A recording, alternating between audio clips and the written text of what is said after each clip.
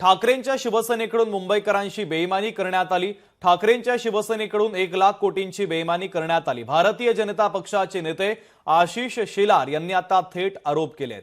नालेसफाईवर 1 लाख कोटी खर्च झाले तरी परिस्थिती जैसे थेच आहे। मुंबई पालिका आयुक्तांना भेटून श्वेतपत्रिकेची मागणी करणार असल्याचं देखील आता आशिष शेलार यांनी म्हटलेलं आहे। 20 वर्षात 80 लाख कोटी रुपये उद्धवजी आणि आदित्यजींच्या नेतृत्वातल्या महापालिकेत मुंबईवर खर्च झाले। प्रशासकीय खर्च 50% काढला।